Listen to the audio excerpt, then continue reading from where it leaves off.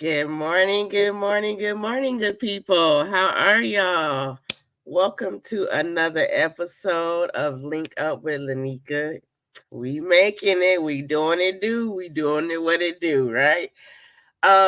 This is just a podcast where success goes unscripted, okay, y'all? So this is nothing formal. My whole objective of this podcast is just so we can share some good nuggets that helped us along our branding journey that can help possibly somebody else. So a lot of these Kingdom Baddies that y'all see me with, like the one that's over here, I don't know where she is on y'all screen, but a lot of these Kingdom Baddies offer a lot of great things that can help you as an entrepreneur. Not only as an entrepreneur, but most of all, a woman, a mom, a wife, a woman, period, right? So, welcome. We want to share some insights. We want to share some stories. We want to share some strategies. We just going to allow God to do what he do best when he uses us. Y'all know I always have a couple of questions for my guest, but I'm going to mute and let my beautiful co-host, Amber, introduce herself to you all. Thank you, Coach Lineka. Once again, my name is Amber Blakes. I'm really excited to be here today, like genuinely excited. I can feel it all in my bones. And I am a educator. I'm an educator by profession. And I've transitioned to being a work-at-home mom who has tapped into my writing gift. And so when I transitioned from that career to coming home to be more present with my family, I have since then begun a blog and authored 3 books. I also help other people in one of my online communities tap into breaking cycles and leaving legacy with the power of their pens. And so I am working on developing community and movement and a movement around helping people to write through to their breakthrough and get it out there published somewhere for someone else so that they can help someone overcome as well. And we'll talk a little bit more about that later. I hope to just continue to grow as a writer, to continue to write blog posts and publish books that inspire people, that educate people, that is really selfishly what I need, but I'm making it public for what somebody else needs, is what I've found that has been happening organically with me. Here, I am also a wife of almost 15 years to a retired Marine. And that has been more than a blessing. I have 3. I have a bonus daughter who's 23. I have an 8-year-old son and a 3-year-old daughter. I am everything with Amber is my tag because I am a lifelong learner.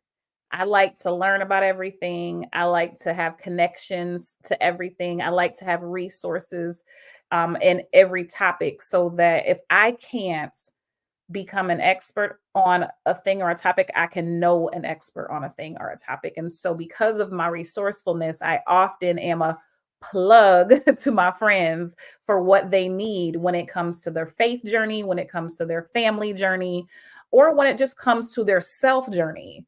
It's because I have been on a mandate these last 2 to 4 years to have fun on purpose, and I'll talk to you a little bit more about that. And so I've been able to talk to people about that journey as well.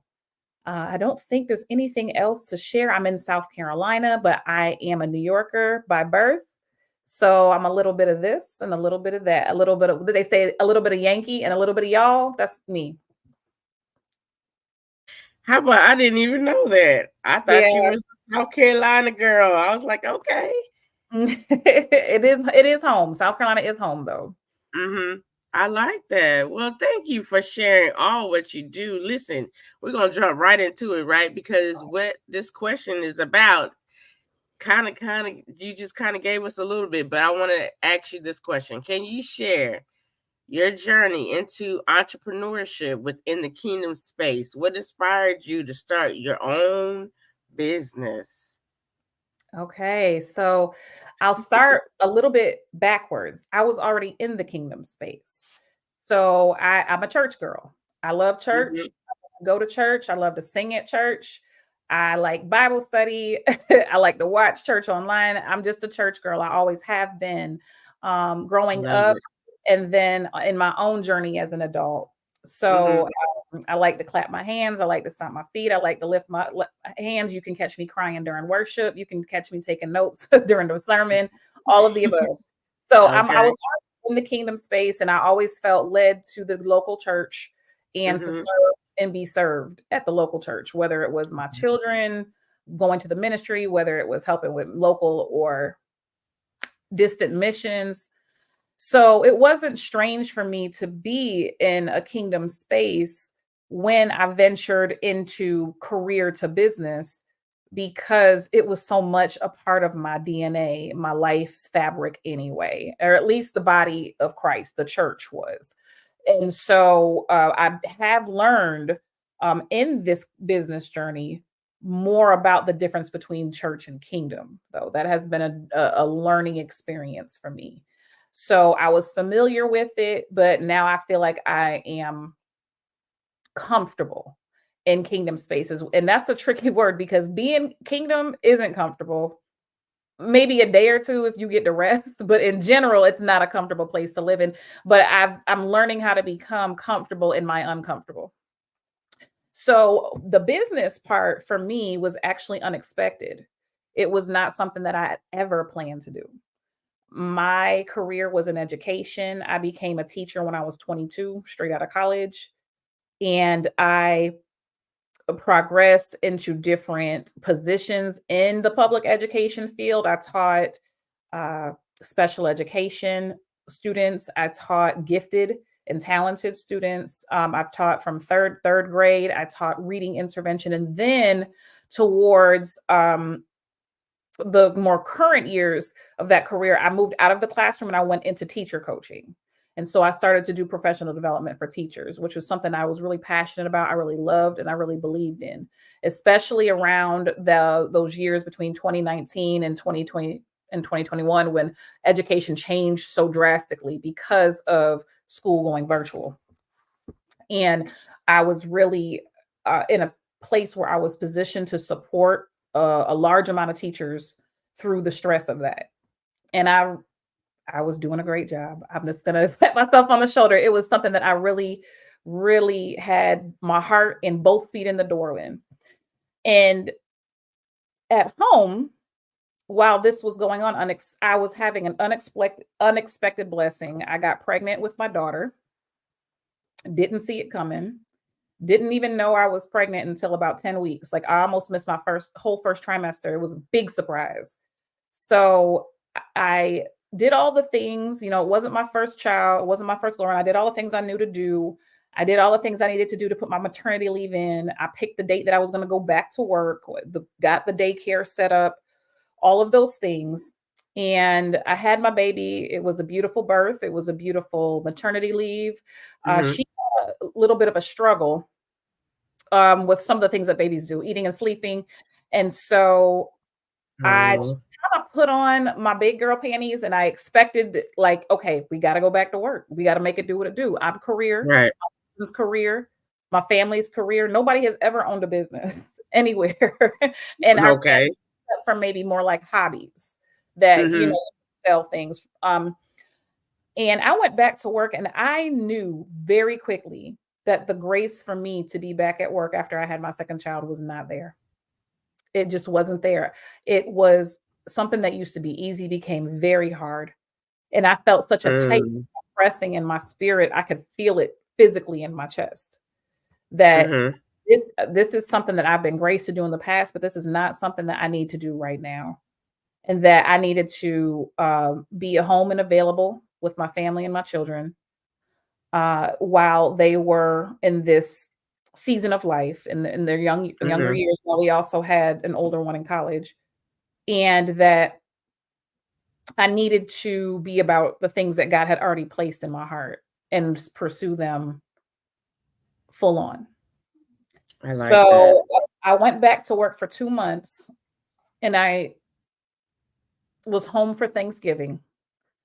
And I knew that when I went back to work after Thanksgiving break that it just wasn't right. And I don't even have good words to explain it, Lineka. I really Mm. like this very strong pressing, almost just as strong as it is when the baby's supposed to come out. It was strong. It was just like I Mm. just can't keep doing this. I am needed at home, and there's something that God needs me to do, and I need to get quiet and find out what it is. But, I was Ooh. nervous because Mhm. of, finances going from 2 income to 1 income after having a new child, but it was something that Yes. I spoke to my husband about, he agreed, and so I put in my 30-day notice, and Mhm. I worked all the way through Christmas, and then, when the new year turned, I resigned and I didn't look back. I got a new So you laptop for Christmas that year, and I opened up my uh, laptop and I started to write, and so that was the this only is a whole stepping on faith, moving in whole faith. absolutely. All I love that. I think most of us as entrepreneurs have just had to just, you know what? This is my faith walk. This is a serious faith walk for me as an entrepreneur. I know for me it has been. And I look at it every year and I'm like, wow, I'm still in this thing. So Yes. I completely understand from being, and I started out as a single mom that turned Mhm. into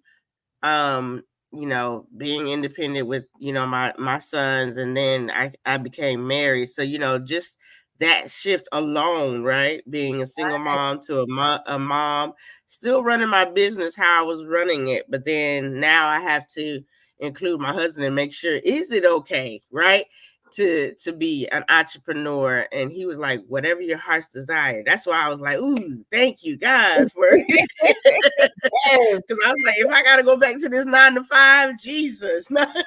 Like, let's give 2 thumbs up for the supportive husbands, That please, part, 2 thumbs because up. And hopefully my. he's probably on here watching, but he'll probably Okay. hop on in a minute. But I give Mhm. him all the thumbs up, high fives, Me all too. of that, Fist because he bump. has been more than supportive, even though I'd be like, you sure?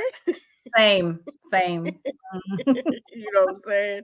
Mhm. Okay, so I love this, that we just be walking out on faith all day. I absolutely love this. Let me ask you, how do you balance Okay.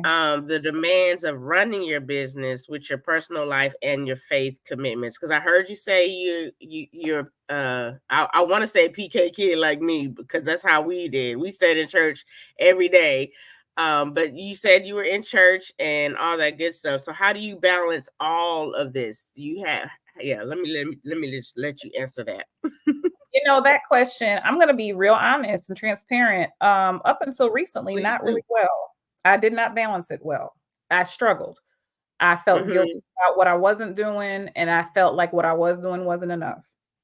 So Mm, I really have come to a point where I have had to surrender every idea I have of what that looks like. And I have to let God lead me into what He wants it to look like. And I do Mhm. that every day. And I have to release guilt, shame every day about not doing enough in either realm. And I'm Mhm. learning because of our wonderful coach to be be Mhm. who he created me to be Right. the wife that my husband married, be the mother, be the woman to Amber Mhm. that Amber needs. And so that shift for me has Mhm. really changed the way my balance or prioritization has looked like, Yeah. because I find that just like for many people, the day starts the night before. And Mhm. so it's even touched things practically, like when I go to bed, when I wake up, what do Mhm. I do when I wake up? And sometimes I'm led to, when I spend time with God early in the morning, because I have to do that. It doesn't even look the same every day.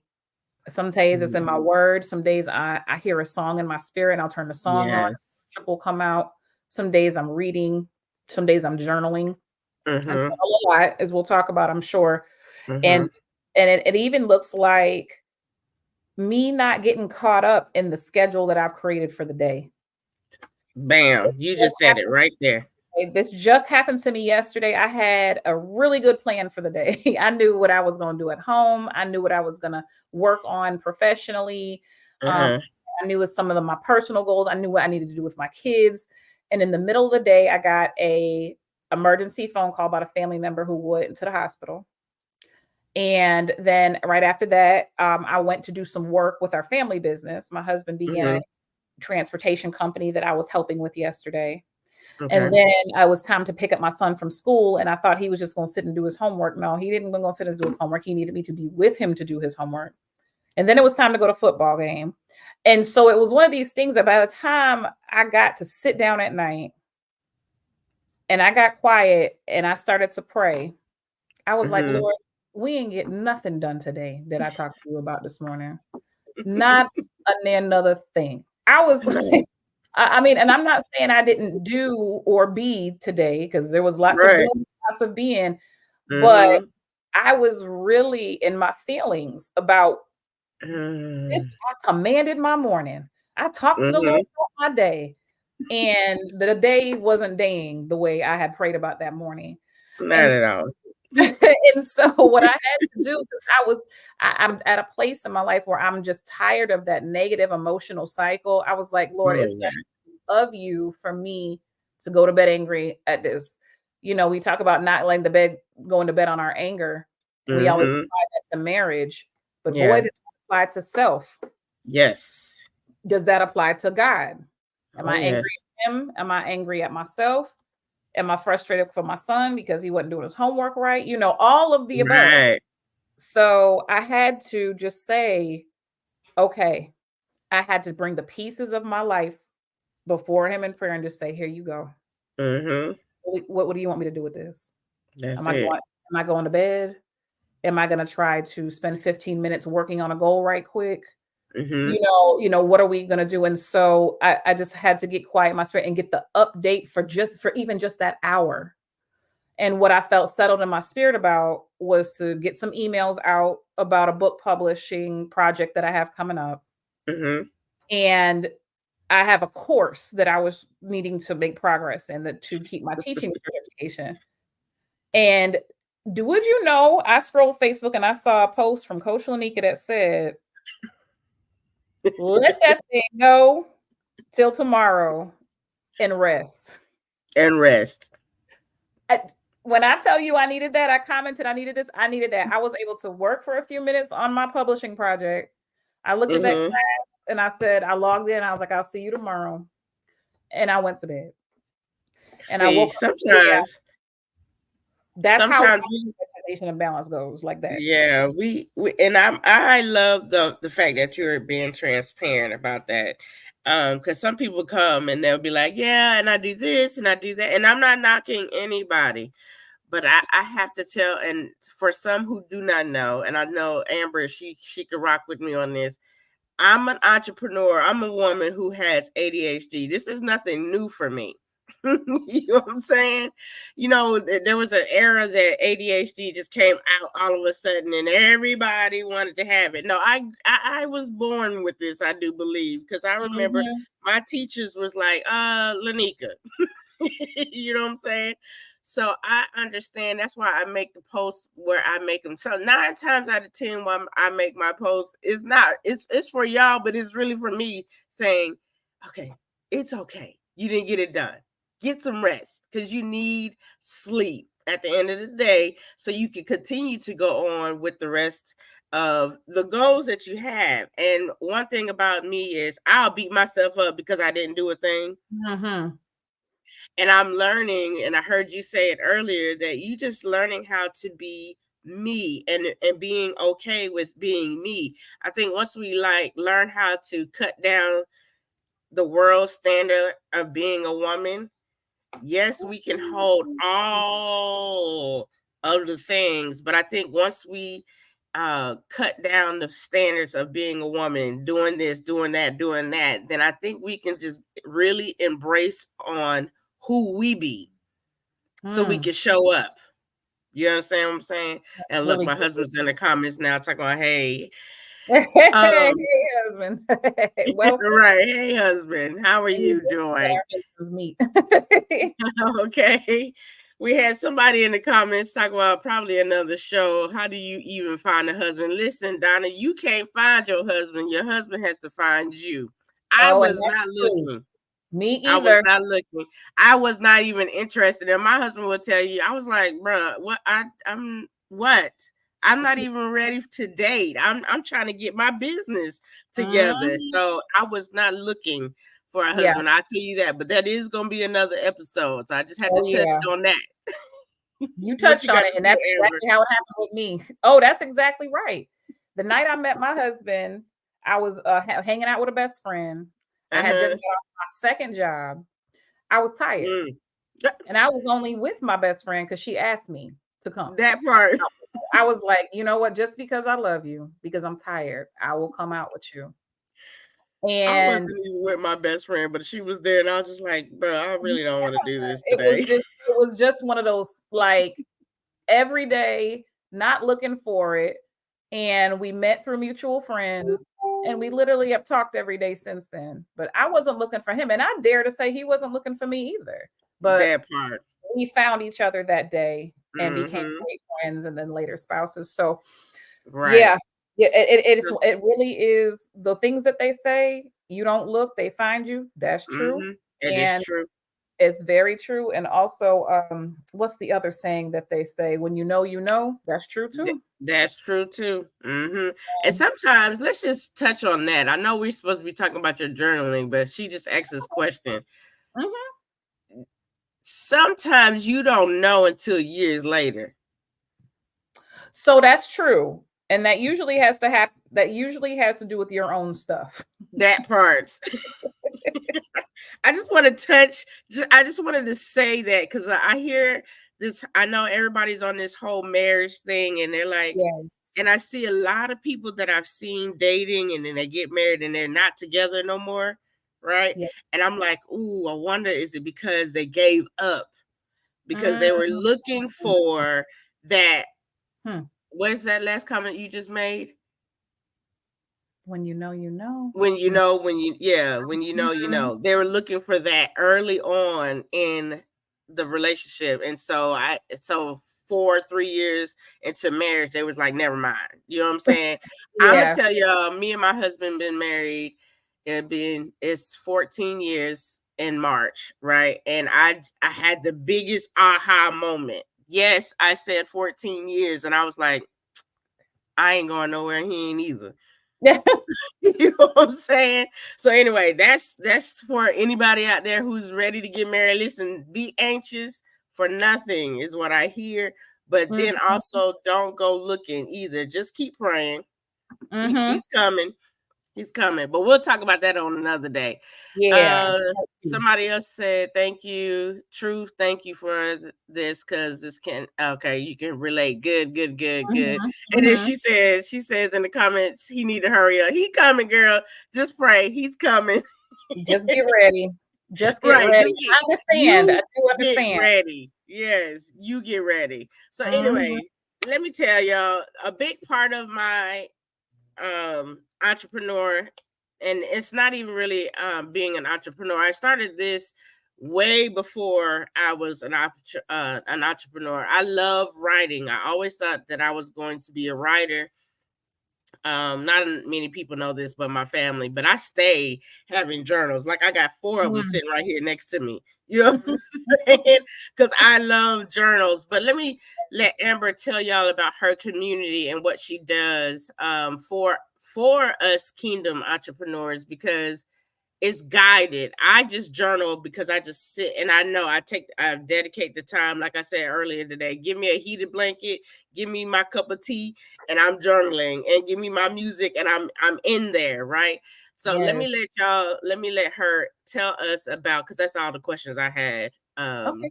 But I feel led to ask you this so we can get into the journaling, and so people can understand why you do what you do and who you are.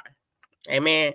Amen. That's really good. Yep. Thank you. So currently, I am the creator of a community online and a movement called Journaling for the Generations. So when I pick back my story up, when I pick my story back up that I started at the beginning of our time, when I didn't really have a plan for after I resigned from my career to stay at home with my family, but I got a new laptop for Christmas and I knew I was supposed to write. That was my plan. I don't suggest that type of exit plan for someone else. In hindsight, I would have planned that a little bit better, but that is what I knew. That was the one thing I was clear on. And so that's what I began to do. And God really unfolded that journey for me. As I started to write, I knew I had a desire to leave something behind for my children. I had struggled to have children. I have an infertility to fertility story. And I knew I wanted to leave things behind for them that would exist after I was long gone. And I benefited from that, from my own grandparents and things that my parents left me. And so I wanted to continue that tradition. And so I began to author my book here, Other Side, Journal for the Generations. It's this one here that's green. And it's a 15 topic journal that has a place for 3 entries. So it can technically be passed on through 3 generations. That's the purpose of it. And while I was writing this book with the publishing company that I published through, and they were coaching me through that writing, it was a really tough but great experience all at the same time, because writing really kicks up a lot of dust in your emotions and in your mental state that you probably would not have uncovered if you didn't pick up your pen. So I was also at that time nesting a lot, keeping things organized around the house because I was either pregnant or just having a baby. And I came across my journals, like you said, kept keeping journals for years. And I had a moment where I sat with all my journals around me. We had gotten new carpet put in, so I had to like throw stuff out the way really quickly. And so when the carpet got laid down, I was taking stuff back out, and I took down a bag, like a suitcase that I had thrown all my journals in. And I felt led to just pause and not just put them away like I was putting everything else away, and just sit there with my journals. And I sat and I spread them out in front of me in front of the bed. They had gone back to probably 2011 or so. So more than a decade of journals. And I just started to flip through them. And I got really moved as I went through those pages. And I had two or three realizations. The first realization was that there is so much that I used to journal about that I don't journal about anymore because God has brought it to pass. So I felt this mixture of emotions that was gratitude, but then I also saw some things that I was writing about then that I'm still dealing with now. Oh, wow. And it was like, okay, where's the breakthrough for that? There was breakthrough for this. And I had all this documentation of my life's journey, and I had seen some fruit in some things and other things not. Mm-hmm. And another thing that I realized is because around that time, I was getting connected to more kingdom communities outside of my local church online. And one of them really emphasized the practice of journaling with God, or what some people Mm-hmm. call prophetically journaling. And Uh-huh. so when I got language for what that was, and that's basically that as you're writing, um, the things that you hear, see, know that you believe are coming from the Lord, you write those things down too. I had been doing that for years and didn't know what I was doing. And so I had all this evidence in front of me of not just the things I had poured out in my heart that I either had seen resolution to or not, but I had also all of these notes of words that didn't come from me. They came from the heart of God Oh, in wow. response to what I had written. And so I decided that this didn't need to stay in my suitcase in my closet or even spread out in my bed, that I had a lot here Mm-hmm. because I was an educator by nature. I had a lot here that other people needed to hear, and that there was quite possibly other people who had things in journals on shelves that other people needed to hear that they weren't doing anything with. And so I said, well, around that time, everybody was doing a lot virtually because of COVID. And Mm-hmm. I created a virtual space called Journaling Journeys. While I was creating this journal, from to pass on through my family. And Mm-hmm. it was just a group of people. We started off on Clubhouse, then we started we had a Telegram chat, and then we progressed to a Facebook group, which is really the most active part of the movement right now is the Facebook group. So I would love for any of Okay. y'all to join me there. And we also created IG, and then the Okay. book published. And so when the book published, it went from journaling journeys to journaling for the generations. And so what we do from that book and with that group of people, and I hope in the future face to face and some face to face events, um, Mm-hmm. is we are Christ followers who value the practice of journaling, but we journal deeply with God. We go the next step. We don't just pour out our hearts in our journals. We then get quiet to let Him respond back to us. And then we do it through the lens of family and generations. So Mm. beyond us, beyond me, beyond my four walls, what is in this journal that is not just for me? And that may not even just be for your children. It is just for your legacy that you'll leave behind in the earth. Um, okay, I have to share this. The Lord gave me an idea, a vision, and He doesn't Mm-hmm. often to me in visions. So I remember this very clearly, very clearly. He gave me a vision around this time that I discovered my journals, and I created this community where people started to flock to just to hear me share from my journals, and then they would start to crack open their journals and share as well. What he began to show me is that through the generations, and these are, the large generations, the traditionalists, the boomers, the Xers, all the Mm. generations, and that there's lots of men and women of God who have the keys, knowledge and wisdom that people need for breakthrough. And they Mm. may even speak on these things through sermons or through teachings, but Right. because they don't write it down, Mm. it gets lost. And he's having to, and those keys go to the grave with them.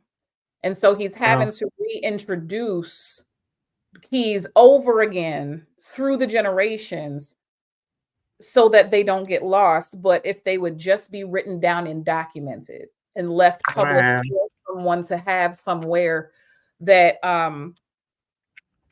these things would be keys in the earth to be used and not just stuck somewhere in the spirit between heavenly downloads and thoughts and words. Mhm. They needed to be written down. So That's when I good. was when I was a teacher, I was a literacy coach.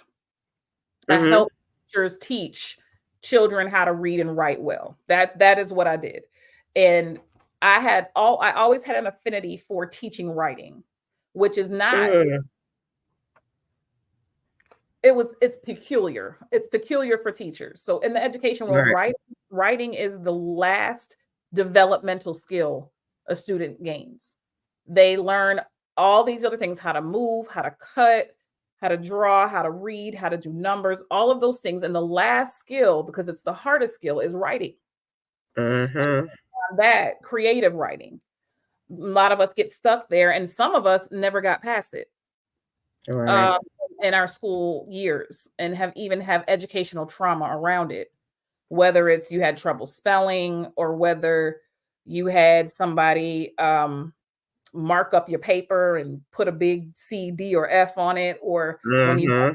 pouring out your thoughts, or um, just a lot. There's a lot of trauma, and when I say trauma, I mean like injury into the spirit and the soul Mm-hmm. in this area of education specifically. And so, Yeah.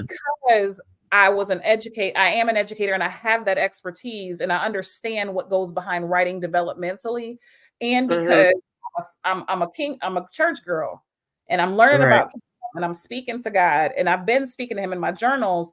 I'm seeing all that he's given me through my writing, but it flows from me because I write. This is what I do. But how many of Right. your sons and daughters don't flow like that? And what's locked up in them because they Mm-hmm. don't? Because you'll hear even people say, "Oh, reading's not my thing. I don't like to read," or Yep. I like math. Math is my thing." And Mm-hmm. they'll kind of like count themselves out. But what the Lord showed me is that reading and writing is for everybody. Like that Right. is how he communicates with his people through the generations, through his scribes. And so, okay, I'm getting kind of deep here. This is what was going on in my Okay. revelation while I was Mm-hmm. writing the book and creating this community and encouraging other people to come into the community to open up their journals and share. And Right. if you go back through that Facebook timeline, which I've started to repurpose those videos on YouTube so they could live somewhere more evergreen, you Right. will see the comments below people's shares. That's like, oh my God, I needed to hear that. Thank you Right. for sharing. Or the person will be in the video and they'll be like, I don't know who this is for, and I don't even know if it's for anyone. And then it Mm-hmm. sure enough was.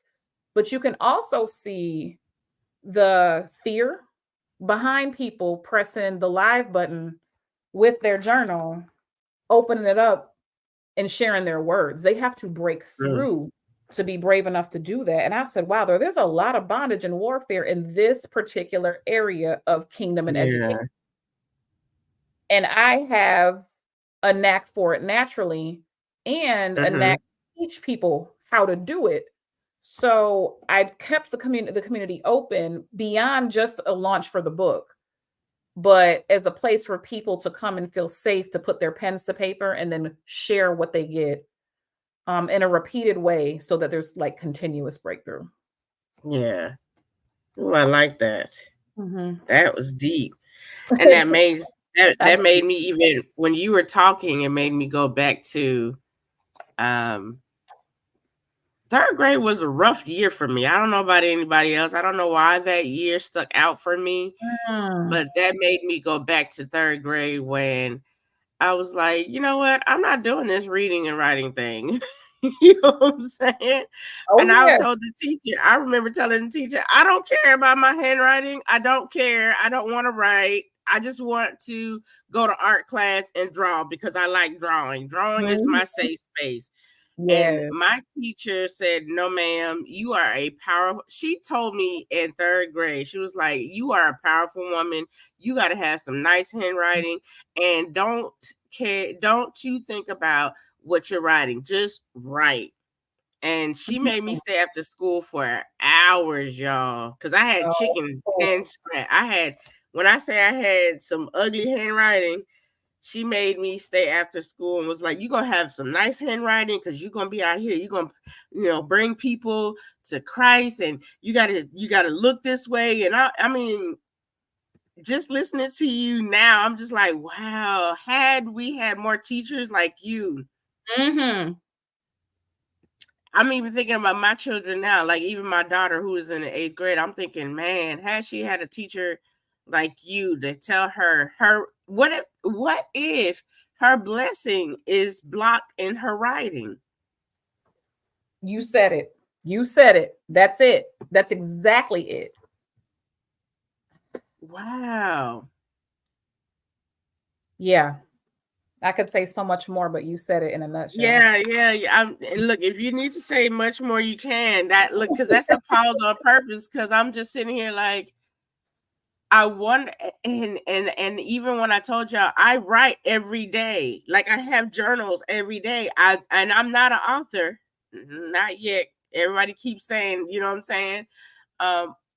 But I'm just sitting here saying, if my teacher didn't even force me, you know what I'm saying?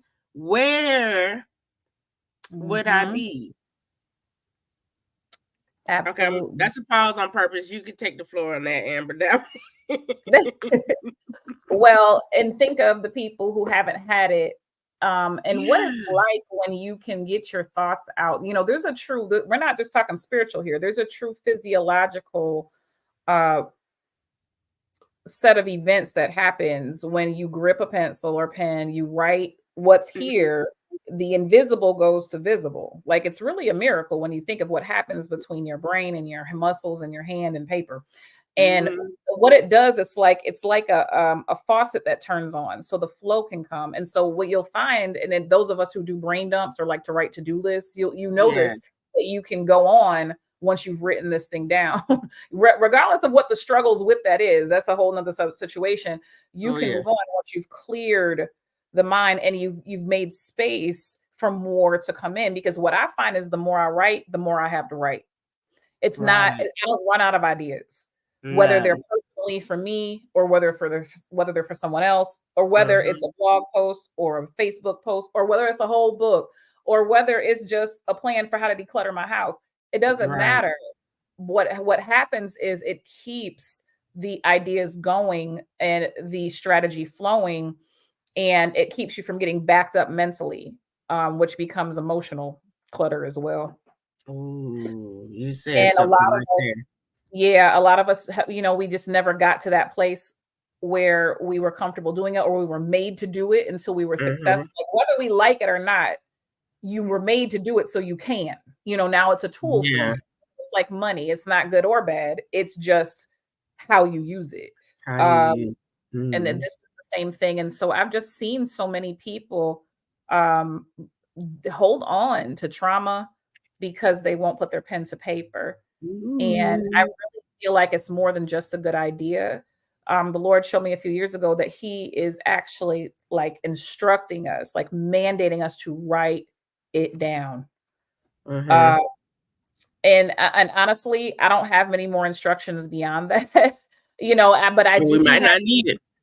Well, right, because He's brought people in my path that I can connect others to. Like, I know someone who you can talk to if you want to publish an ebook.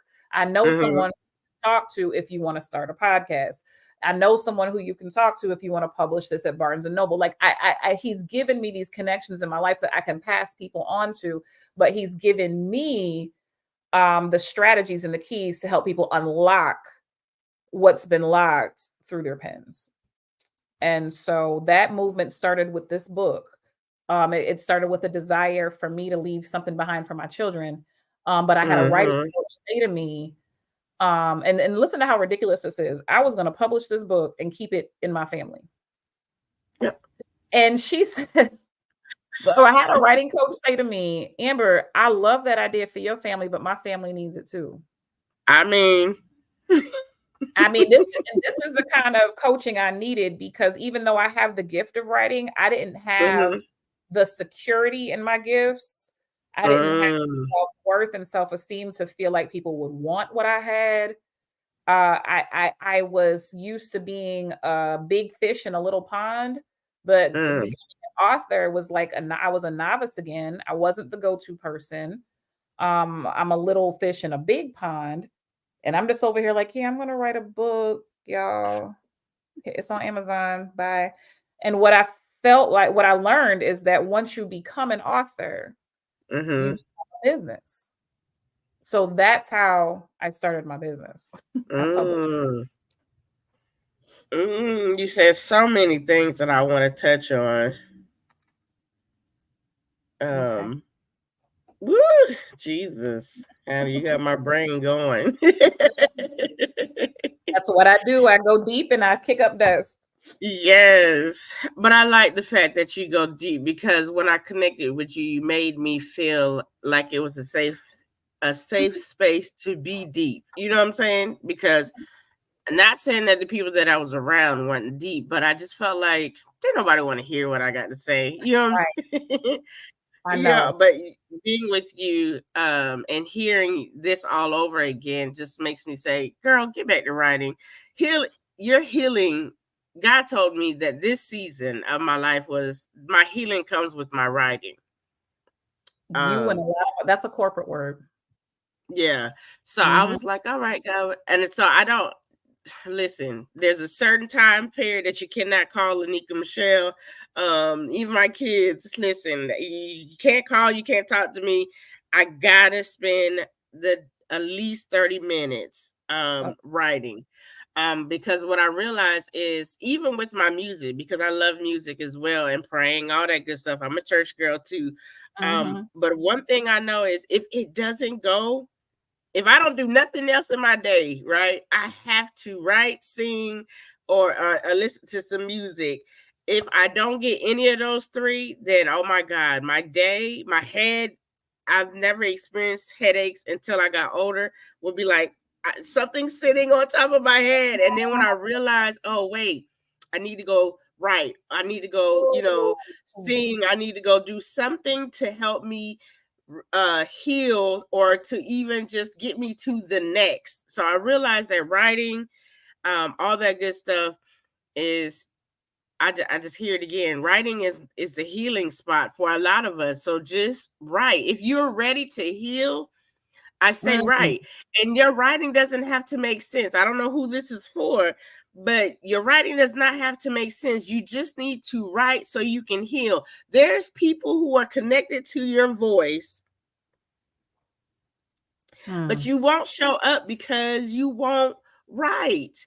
Yeah. Good morning. I see some people coming in. Good Yeah. morning. Hey, I see Jacinta, I see Ebony. Hey, y'all. So you helped me remember something, Coach, when you talked about Mm, songs. So one of the strategies, and we've done this in the Journaling for the Generations community more than once, is haven't done it in a while, might be time to run it back, is we have journaled with God through song lyrics.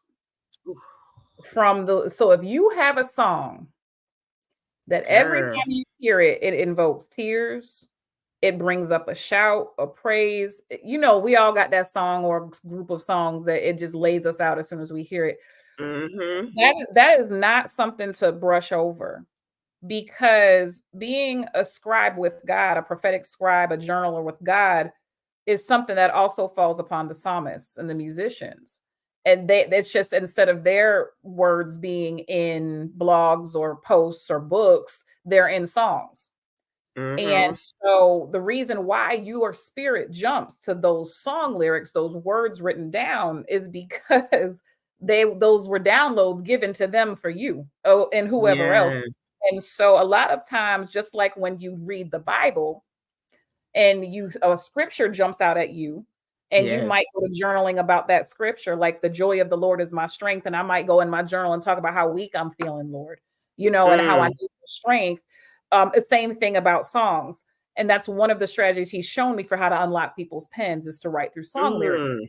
It's a bridge. Music really bridges this gap for people, as you Oh know. yeah.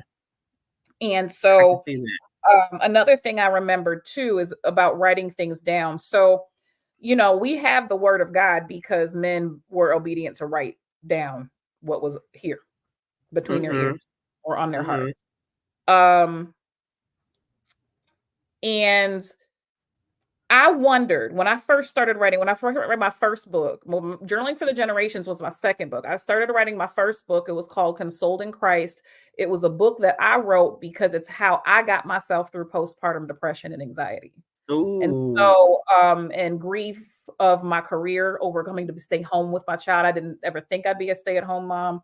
And Mm-hmm. so what he showed me when I was writing that book, publishing that book, and then writing the other one, was, do you think that when King David was writing down his Psalms, that people would be getting deliverance from those words today. Do you think he knew that?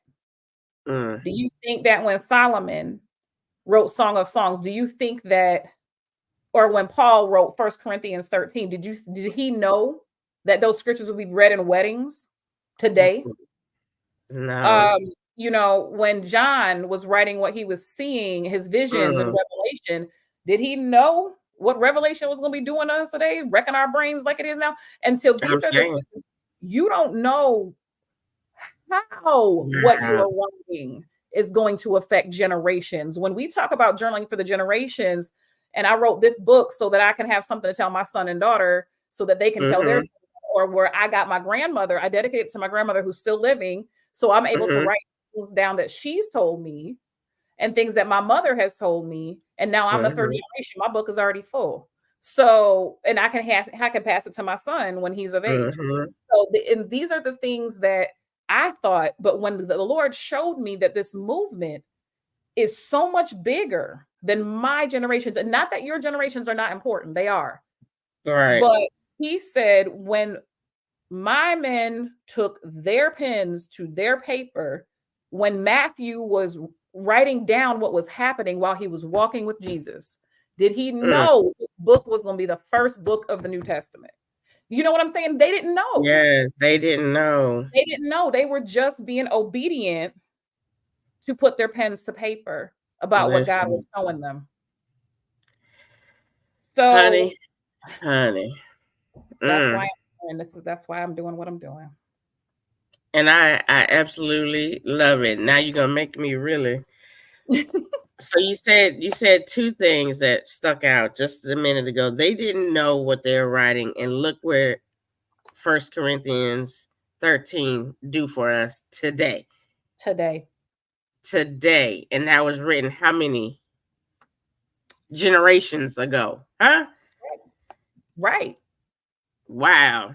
I mean, I've never thought about it. Yeah. I mean, some of us are learning how to pray because somebody wrote down what Jesus said when they asked him how to pray. We still praying the Lord's Prayer because somebody wrote it down. Praying. Yep. Wow. So these are the things that he showed me about this, and that, you know, not to compare what we write to the holy word of God, but that what we write can have just as much influence on future generations because it wasn't taken to the grave with us here on here. Right. I like that. I definitely like that. So listen, I don't want to hold up too much of your time, but I'm gonna tell you guys, because she said my favorite word, which is obedient. Be obedient. This is a season where you got to be obedient. I don't care about anything else right now. I've been intentional and obedient this season like never before. I'm not questioning God no more. And I'm glad that you said right, because like I said, I got 4 journals, 1, 2, 3, 4 sitting right here. And I kept feeling bad because I'm thinking this weekend it's time for me to get a new journal. But now I'm like, let me go get a new journal, because there's one day it'll get published, whatever, you know what I'm saying? But just the fact that the journaling is helping me heal. Yes, it is a big thing for me. So if anything, if y'all didn't get anything, just make sure that you go journal, go get your notebooks and write. If you feel you're in a creative funk, go get your notebook and write. If you are ready to go get healing, go get a notebook and write. But this is a season where you have to just kind of be obedient, and there's no right or wrong to this when you're writing in your journal. There's no right or wrong to this when you're in your journal. Just go write is what I hear. You know what I'm saying? That's right. Just as you said, I've got to get this book. Yeah, make sure you, Amber, did you put your link? I put my link tree in the comments. Yeah. Okay. Because that's just where everything is. All the email list, the text community, my online communities. Okay. And links to the books. Yes. And my blog. And you should. Y'all, if y'all are wanting to check out her book, which I think I might need to get this book as well. Listen, get the book and get your journal when you purchase this book. How about that? Because she's probably revealing some nuggets that might trigger some more nuggets, and that might need you to be, everybody, we all kind of come together in this thing. And if we learn that, I think we'll be A-okay. You know what I'm saying? But at the end of the day, right is what I hear. Be obedient and right. I see Jacinta said, my sister and I were just talking about this.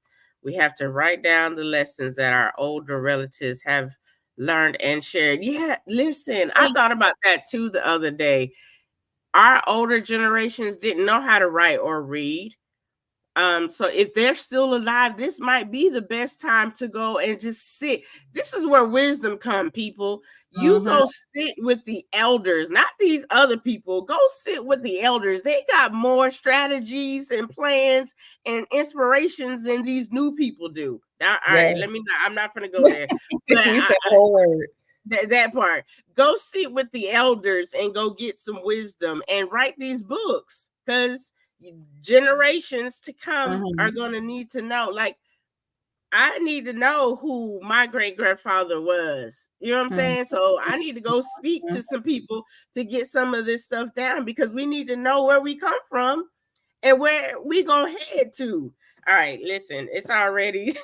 Yes, it is. I don't know what our time limit is, but this is I know, and I was about to say we needed part 2, Amber, of this. Thank you so much. Come back in love to speak about it. June. Come back in June. So we could do a part 2 to this, because journaling is a necessary thing for us.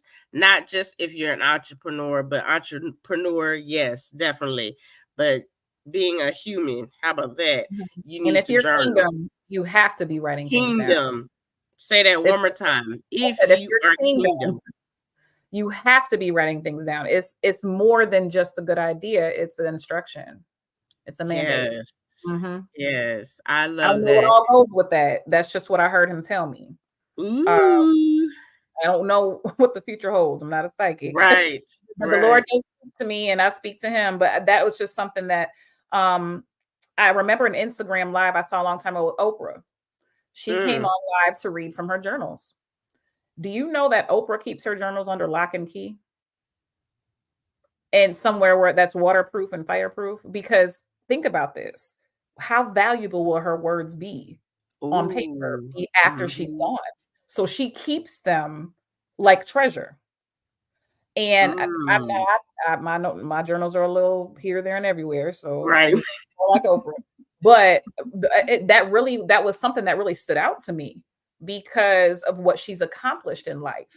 Yes, people want to know what were her thoughts and her feelings, and so that was just a good example of how important these things are. And if you are struggling, I'll say this, then this will be the last thing I say. If you are struggling to write, let it, because you have educational trauma, because for something you struggled with dysgraphia or dyslexia, you struggled with a teacher who did not steward you well. If you struggled with grades and achievements and letdowns in the educational space that have led you to say reading and writing is not my thing. I'm here to tell you to message me. I can talk you through that. And I'm here to also tell you that reading and writing is everybody's thing, because it is one of the main mediums that the Lord uses to speak to us, communicate to us, and to keep legacy going. So I just want to just set the record straight with that. And because I've been guilty of it myself, you know, but for me, I struggled with math, and I was, math isn't my thing. Math isn't my thing. Well, as long as I said it, it wasn't.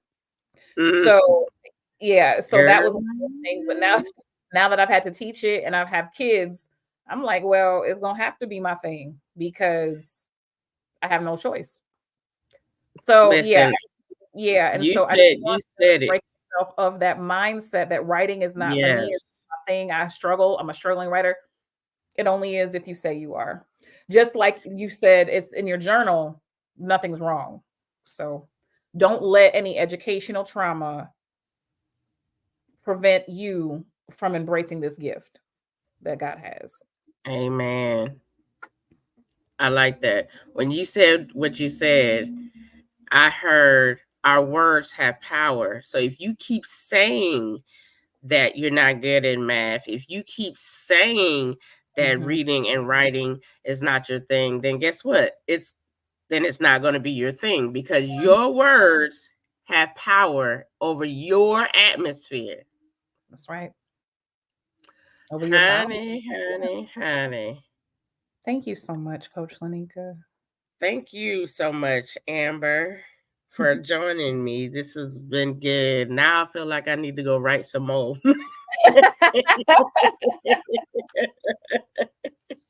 Well, go I need ahead. to go write some more. Okay. Well, I Okay. so appreciate you for joining me today. Listen, y'all, join me next Tuesday for another episode of Link Up with Lineka. I know that we probably had some new faces because I decided to stream on my personal page and inside of the group. But listen, if you want to catch more of these Link Up with Lineka podcasts, you got to go into the group to catch them, and on YouTube. We're now on YouTube, so this is on YouTube as well. So like and subscribe, all that good stuff. But we'll be back next Tuesday at 11 o'clock. Amber, thank you so much for unlocking us to go right and heal. I like that. I like that. All right, y'all. Just since I said this is powerful, thank you for sharing your testimony, Lineka. And I had an English teacher who kept, and yes, listen, that English teacher was if I can see her now, I'm sure she's probably like saying, "I'm proud of you." You know what I'm saying? Because I pressed through. I didn't I listen. My story will come out soon of why I am and how I do what I do. Because Amber, matter of fact, can you give us a couple more minutes? Yeah. Are you okay? So listen, you said that you help with special needs, and I'll just go ahead and tell my story. I grew up in the special needs class. You know how, I don't know, some of y'all don't have this, like how we had it back when I was growing up. They had a class that you would go into for an hour or so a day, and you sit in there and you get the extra help that you need. So yes, your girl, this powerhouse was in this class because they said that I needed extra help, not knowing that the extra help was ADHD. I just didn't want to sit still. And I just had a learning curve, which, not knowing that this learning curve was because God gave me an extra dose of something. You know what I'm saying? But when I was growing up, that had a lot to do with my self-esteem. Why is everybody going to their class and I got to go over here to this class? You know what I'm saying? So that's why, and that's where the trauma came from for me, saying, I'm not going to write. I'm not going to read because y'all got me in this class saying that I can't do nothing. You know what I'm saying? And so because of that, this is why I do what I do now. I try to make sure that everybody, no matter how powerful you might be, or it doesn't matter how many degrees you might have, I want everybody to know when you come in my presence that you're welcome, period. You know what I'm saying? And so that's why I do what I do, because I know how it feels being left out. Yes. So that's why the writing was a powerful thing for me, because even if nobody was going to read my notebooks, I was going to read them. That's right. Before Tyler Perry became Tyler Perry, I was writing plays. Wow. I was writing plays. I remember sitting in my bedroom when we were overseas in Berlin, Germany, and I would write plays like, oh yeah, this is how I want my high school to be. You know what I'm saying? And I'm like, oh, we got such and such. I wrote a whole screen. Didn't even know what it was back then until now, when I was like, oh, that's what they call screenplays. You know what I'm saying? I wrote a whole play, and I wish I could have those journals. But when you're a military brat, some of that stuff had to be trashed. Some of that stuff cannot be found over. You know what I'm saying? So I got rid of that, and then the older and older I got, I never got rid of not writing. I always wrote, but I just lost the notebooks due to us moving. Right. Yeah. But I say this to say anybody who ever struggled, like Amber said, write, because there's healing in writing. When I didn't know who I was, especially when I was young, I would go write because I would be in my own world in my writing. You know what I'm saying? So go Yeah. write is all I wanted to say. I hope that helps somebody. That's just Ooh, a that little was bit of my good. story. I'm gonna let Amber say what she needs to say because I feel like she has something she needs to I wanted share. to just thank you for saying that because you helped me. And you also kind of helped me run a reel in my mind of the students that I've worked with through the years. Prayerfully, I've helped them. You get better as you go. Yes. So you know what I'm saying? I taught for many years. So, maybe some of those early years were a little sketchy. I don't know. You know how first year teachers can be. But I believe that I did. I did well by them. But you just got me thinking of people, and especially people, and we're talking generationally, in the African American community who have had negative educational experiences. And because of that, they have been left out of blessings that have to do with academia and intellectualism. And so we have to, this is something that's has to be walked and talked about in a balanced way because Yes. faith and intellectualism can sometimes butt heads, and we Yep. don't always want to lean on our own understanding. But that doesn't mean that God doesn't want us to use the intelligence that he's given us. And so I can just think of family and friends and students and their families through the years who have had opportunities to develop themselves in an academic area, but they didn't because it's corny, because we don't do that, because I don't want my child to be hurt by this teacher the way this teacher hurt me. And we know that these are real concerns. These are very real concerns. We're still seeing news Yes. about teachers are doing sideways things. So I get it. I do. But I see how the enemy has used this necessary system of education to also block what God has. I had just never seen how the career that I came up in. I always knew education work with children was spiritual, but I never saw this link until I started writing and helping other people write and realizing that there were people who weren't going back to school because they felt like they couldn't because of something that happened in 4th grade. Right. People who don't know how to help their children because nobody helped them when they were children. Some people, who have whole curriculums and whole lessons and instructions for how to do what comes easy to them, but doesn't come easy to someone else, but it's here. Or at the very most, they speak about it, but it's nowhere, anywhere. It's not anywhere anyone can learn from it. Right. And so, and a lot of that comes from cultural and educational injury in this area. So I just want you all to, when you are a child, a lot of us, when we talk about healing from childhood traumas, we automatically think to abuse or things that happen at home with family. But where do you spend most of your hours in your childhood? In school. In school. So in school. And so, there's some things have come by unintentionally. People say things and they don't know how it scars you. And you maybe later in life you might get to talk to them and they're like, "Oh, I didn't know that affected you like that." I'm so sorry. So these are the things that we have to also bring before God when we're supposed to create what we're supposed to create in the earth, birth what we're supposed to birth in the earth, and it becomes a struggle. It might be worth looking at how you might have been injured educationally if it's something that you're supposed to produce. And that's just something to consider and not put on the back burner. And I've been able to see that because of my training. So I just want to offer that to you all. I like that. Mm-hmm. Listen, on that note, we're gonna let it. We're Yeah, gonna because we can I feel the release. talk. Yes, and so if you are interested in her journal, she's gonna put the link back in the chat. Okay. I mean, not her journal. If you are interested in her book, and I also put the community in the comments. Y'all just gotta scroll in there, but we'll put it back in there again. If you are interested in joining her community and in her book, she has the links in there for us. Listen, go write. Take 10 minutes out of your day to go write. Amen. Amen.